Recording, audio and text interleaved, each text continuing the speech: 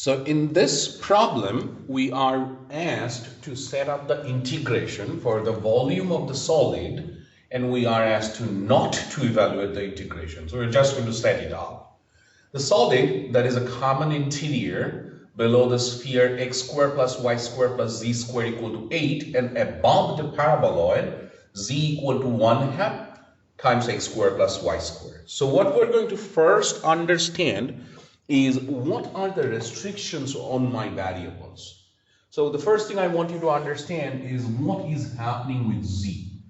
Think about z is bounded below by the sphere x squared plus y squared plus z squared equal to 8, and it is bounded by z equal to 1/2 times x squared plus y squared. So because the region is above the paraboloid z equal to 1/2 times x squared plus y squared, and x squared plus y squared is always non-negative, so this is always greater or equal to 0. That means 1/2 times x squared plus y squared is always greater than or equal to 0. What does that mean? That means z is greater or equal to 0. And similarly, I can now go ahead and say that I can find the upper bound for my variable z. And how do I do that? So you will go ahead and say that, well, it is bounded under the curve x squared plus y squared plus z squared equal to 8, and then try to solve it for z. So you will at once say z squared is equal to 8 minus x squared minus y squared. So z should be equal to, when you take the square root, absolute value of z is going to be square root of 8 minus x squared minus y squared. But remember how I said z is greater or equal to 0? So I'm going to only take the positive value. So z is going to be square root of 8 minus x squared minus y squared. Together, they give you the limit for z. So 0 less equal to z less equal to square root of 8 minus x squared minus y squared. Now we can think of doing the same work for y, say. I want to do the integration with respect to y now. So how do I find the limits for y? So the essential process of working this out is understanding what is the shape that you are trying to find the volume of. So it says that it is the common interior. So your coordinates should agree with each other, because I'm saying it is the common interior. So I'm going to agree on the coordinates of the two curves given. So if I look at the first one, then I will know that z squared is equal to 8 minus x squared minus y squared. Whereas if I look at the second one, then I will know that if you multiply 2 on both sides, you get 2 times z equal to x squared plus y squared. What does that tell me? These two together is going to tell me z squared is equal to 8 minus x squared plus y squared, if I factor the minus out, and x squared plus y squared from the other curve is equal to 2z. So I get 8 minus 2 times z. Well, that is a quadratic equation in terms of z. So what you get? You get z squared minus, so it will become plus 2z on the other side of the equation, and I will get minus 8 equal to 0. So I can factor this thing or use quadratic formula to know the solutions, and I will get z plus 4 times z minus 2 equal to 0. It gives us two solutions for z. So z is either equal to -4 or z is equal to 2. And remember why I did it this way. I wanted to know the common interior between two graphs. So I was trying to use both of them and agreeing the coordinate z on both of these equations. So I solved for the values of z. Now I know that z must be greater than or equal to 0. So this solution is something that we will not take. Whereas the z greater than equal to 0 implies z should be equal to 2. How that helps you? Pick any one of these two equations. Say I picked the second one. So now I'm going to go ahead and say, so 2 is equal to, because z is 2, 1/2 times x squared plus y squared. Well, that tells me 4 is equal to x squared plus y squared, which tells me y squared is equal to 4 minus x squared, which implies y is equal to, again, plus or minus, you can think of absolute value of y is equal to square root of 4 minus x squared. So I get y is equal to negative square root of 4 minus x squared, that's the least possible value, or square root of 4 minus x squared, that's the highest possible value. And these are your two limits for y. So what I say now? I say that 0 less equal to y, I'm so sorry, there is no restriction on 0, so you're going to go ahead and say that minus square root of 4 minus x squared is less equal to y is less equal to square root of 4 minus x squared. Finally, we will do the work for x, finding the limits for x. How do I do that? Well, I already have that expression. I have that expression given as y equal to square root of 4 minus x squared. Very nice. So now you do what, since you are trying to understand the limits for x, you want to see the intercept of this expression on the axis, on the y-axis. So what do? You set your y equal to 0. So if you set your y equal to 0, then you get square root of 4 minus x squared is equal to 0. You square both sides, so you get 4 minus x squared is equal to 0. Implies x squared is equal to 4. I take the square roots on both sides, and I get absolute value of x is equal to square root of 4, which is 2. So x is equal to plus or minus 2. That means minus 2 is the least possible value for x and 2 is the highest possible value for x. There is no restriction otherwise on the value of x. So now we are pretty set. We're going to set up this integration. So what we will say, the volume of the solid is going to be v equal to integration with respect to x will be the last one, so that's negative 2 to 2. Integration with respect to y, remember that was square root of 4 minus x squared negative to square root of 4 minus x squared positive. And then integration with respect to z, and what were the limits for z? Z was lowest possible value is 0, and the highest possible value for z was square root of 8 minus x squared minus y squared. So I'm going to go ahead and say that this is square root of 8 minus x squared minus y squared. And I'm integrating with respect to z, with respect to y, with respect to x. And that is going to evaluate the volume. Again, what is a nice thing about this antiderivative? All the hard algebraic terms are at the limit position. I am taking the antiderivative of the function 1 alone, which makes this antiderivative so much easier, and that's why we take the volume in consideration using a several variable integration, using multiple integration, sometimes integration of 3 variables. So we're going to go ahead and proceed to our next example, which is a real example of finding the volume, and this one is asking me to find the volume that is going to be in the first octant.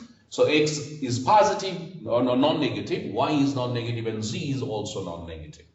So I always prefer drawing some sort of diagrams in order to understand the limit. The region of the integration is very crucial for us to understand. If you can't draw it by hand, as I mentioned earlier, just go ahead and use Desmos or GeoGebra to understand these pictures. So what is happening? Think about the 3 coordinate systems and try to understand each of these curves. First and foremost, I am always going to be in the first octant. So this is my y-axis, this is my x-axis, and this is my z-axis. One of the graph is given by z equal to 6x squared. So even though I'm going to be in the first octant, for simplicity, I'm going to try to understand this thing as a parabola on the xz plane, and because it is 6x squared, it should be best at the center. So what I'm going to do, I'm going to draw this graph first, and it should open up because the coefficients are positive. So I'm getting something around this shape. And this portion in the negative direction, I don't have to worry about this thing. So I can go ahead and erase that now, the negative portion of the graph. So basically y equal to 6x squared in the first octant is going to be this remaining portion of the parabola. So if you want, you can go ahead and write it as y equal to 6x squared. What else I have? I have a straight line, y equal to 5 minus 5x. So you can just find the intercepts. If you put x equal to 0, you get y equal to 5. So the point is 0, 5. And if you put y equal to 0, you get 5 minus 5x equal to 0. So you get 5x equal to 5. So x is equal to 1. So the intercept is 1, 0. It's very simple. So I'm going to get this point 1, 0 on the x-axis, and I'm going to get the point 0, 5 on the x-axis, and this is the portion of the line on which I'm expecting my curve to have some values. So what I will do now, I will truncate this volume. So that's where I should be ending, and I have something similar to this shape. So let me try to make my picture look a little better and use a different color, probably that will help us. So this portion of the parabola, you join these two things and think about the solid you obtain this way. So that's precisely what we're going to have, where this line is y equal to 5 minus 5x. Then we're going to start talking about the limits. So first and foremost, I'm not going to change my order of integration. So let's say I'm integrating with respect to z first. So what are the limits of z? Well, remember, z can start from the xy plane where z is equal to 0. So this is your starting point, and you can go all the way to the parabola. That's your stopping point for the z.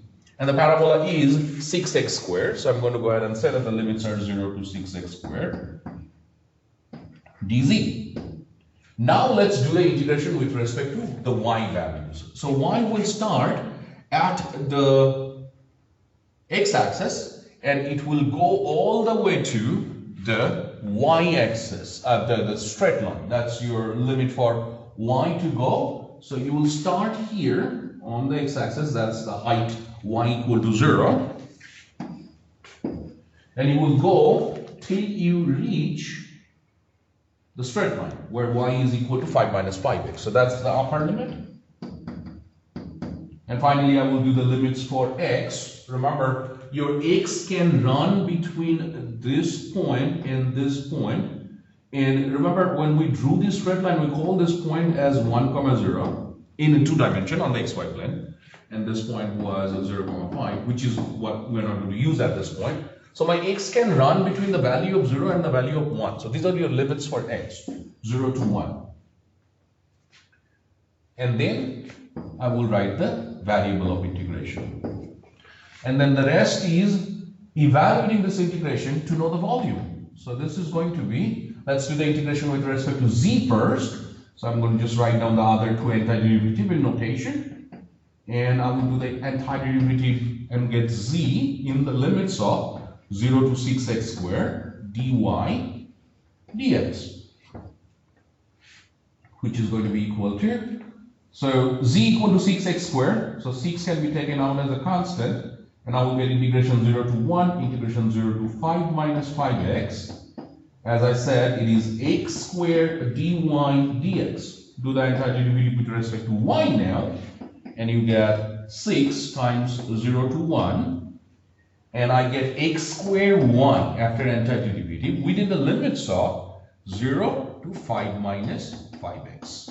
And finally, you will do the antiderivative with respect to x. So what is this?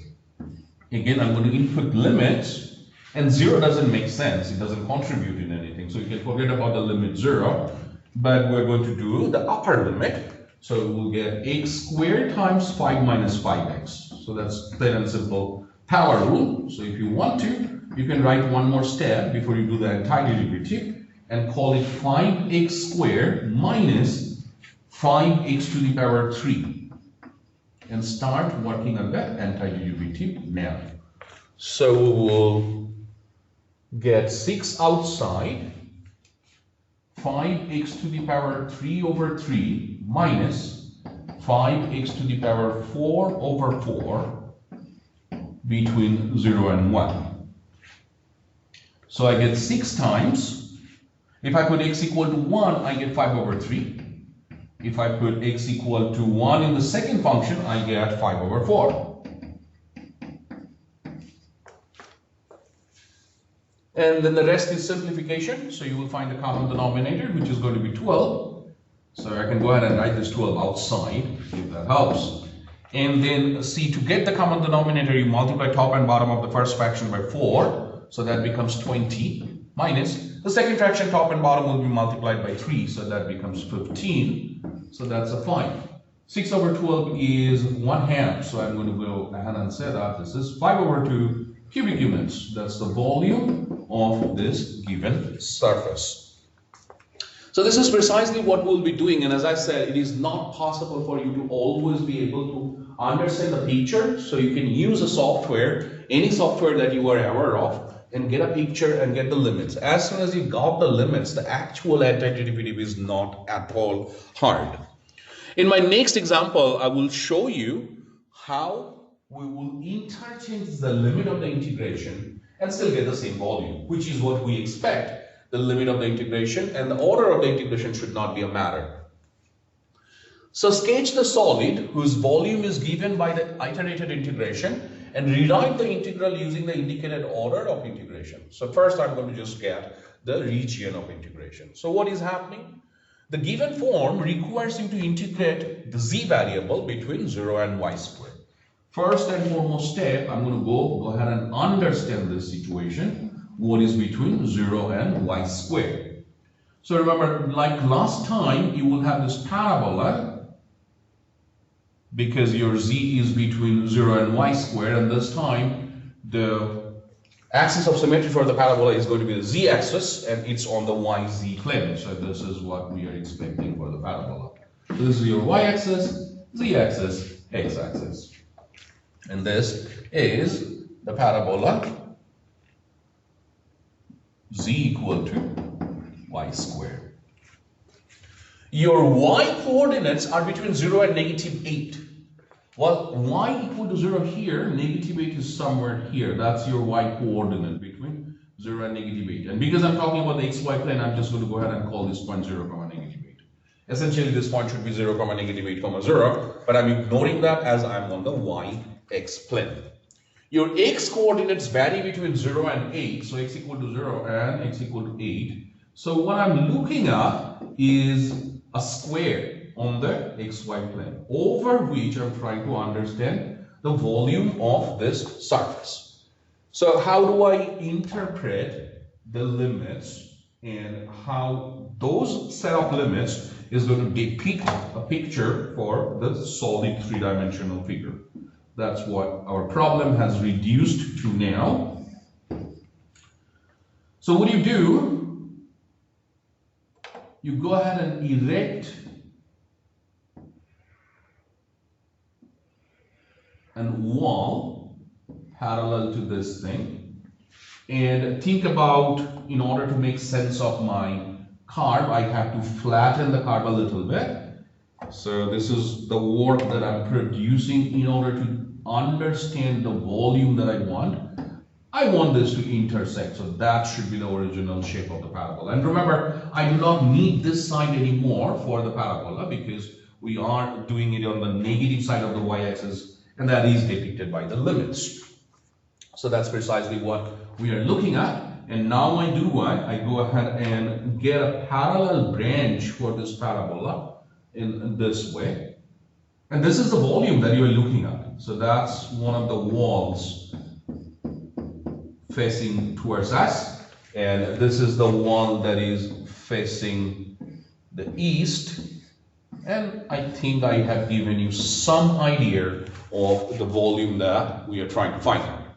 So let's go ahead and try to do the antiderivative and get the volume, and then we will change the order and we will eventually try to understand the limits of the integration.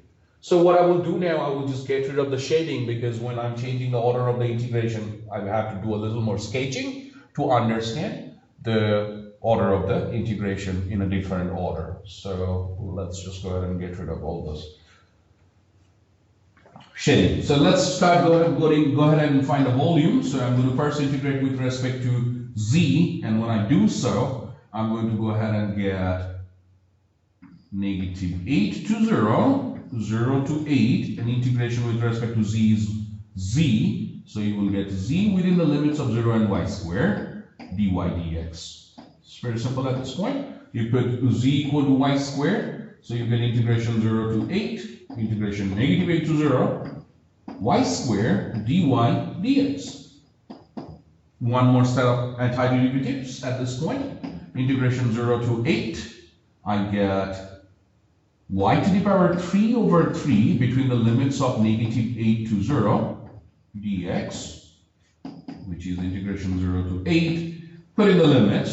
If you put 0, you get 0. So if you put -8, you will get a minus from the fundamental theorem of calculus first, and you will get -8 to the power 3 over 3. The entire thing is a constant. In the next step, I will just take it out. So I will get -8 to the power 3 is -512, I believe.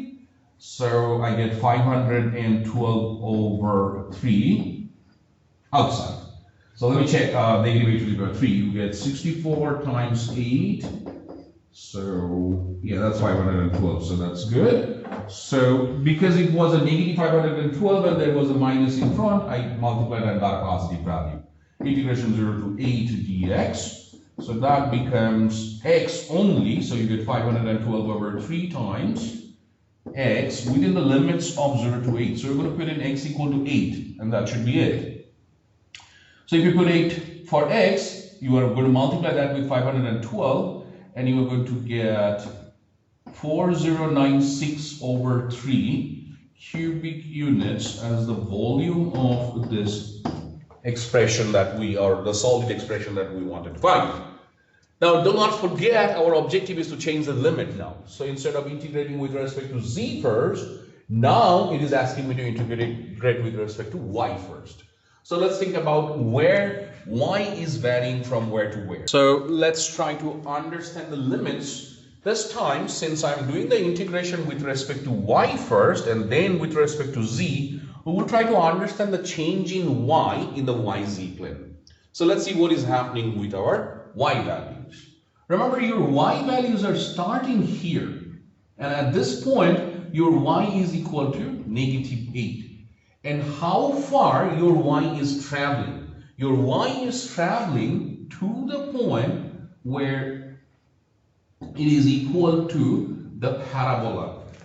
So on the parabola, the height or the y value on the parabola is going to be, so in fact, if I do it in the y direction, it will be a little easier for you to understand. So let me go ahead and start doing this work one more time. So you're starting at y equal to -8, and remember, you're trying to understand the span of your y. So what you're doing at this point, your y is -8. So I will go ahead and say I'm starting calculating y here. Y is -8 there, and I'm going all the way till I reach the parabola. This is your y direction. So your parabola at this point is z equal to y squared.